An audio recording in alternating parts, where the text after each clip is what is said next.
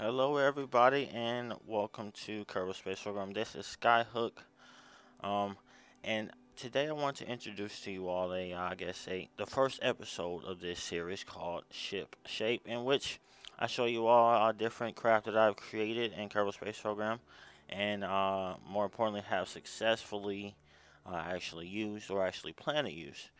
So this being the first episode, I guess I'll tell you all about what I plan to do with it.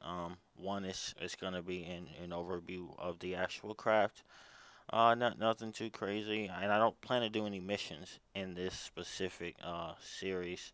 I just plan to show you all what the ship is about, what its capabilities are, and some pros and cons to the design. Now, without further ado, let's get started on uh, our first, um, our first ship. So this I have entitled to be the Manta. I don't have any special sub designations or anything like that for it.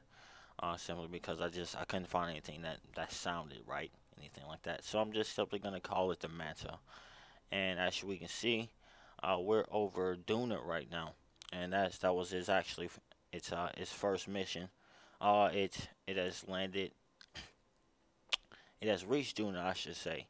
The actual towing craft is in the front here, and this is actually just in orbit. It doesn't have any capabilities to land, and as we can see that this lander in the back, that's the part that actually touches the ground.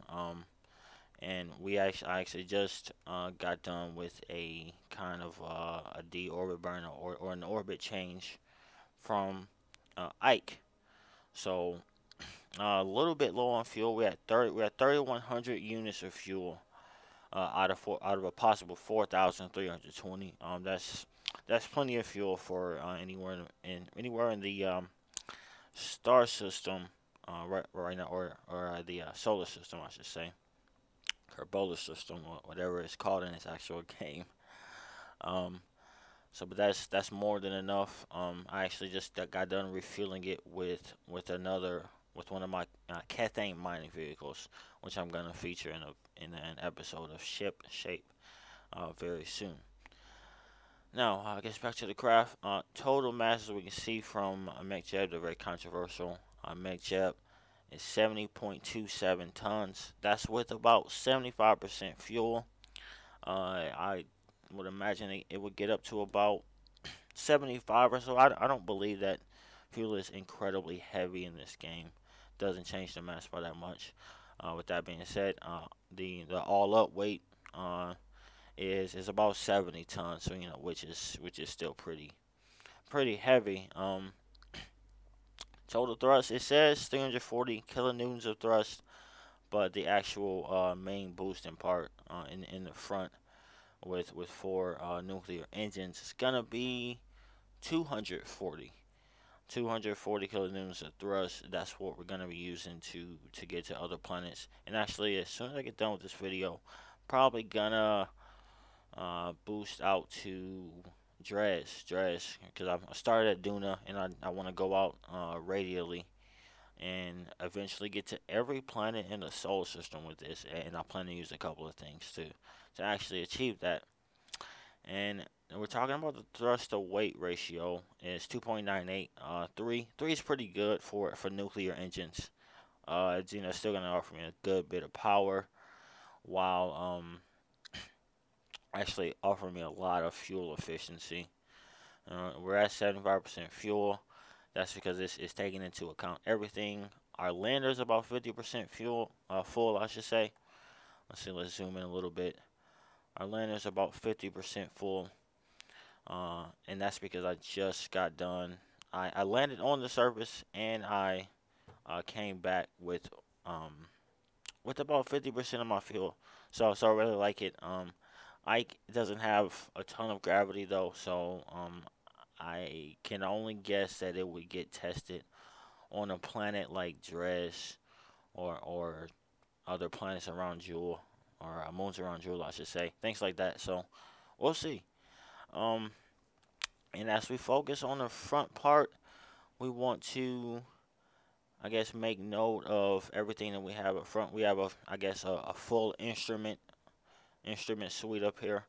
That's with all of the stock instruments. Let's see. Let's zoom in a little bit more. All of the stock instruments. Um, we have the accelerometer, thermometer.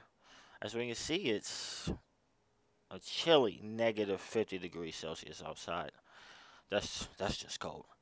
Um, and that's the gravioli detector, which sounds delicious. And then we have the barometer as well as protractor, and I think it's called the graphitron. And of course, MakeJump. I think it's a must for precise orbital operations, or at least taking the guesswork out of it. And then we also have four large solar panels in a configuration that makes it look like a manta ray, and that's actually where I got the name from. As we can see, the solar panels will turn by themselves to actually seek the sun. So it's not perfect right now, but this is that's pretty much why I called it the Manta. So anything else? I guess we can discuss this middle section before we go. Um, the middle section is basically a habitat. It's a place for the actual crew to live uh, in while we're on interplanetary missions and things like that. So that was kind of my rationale for that.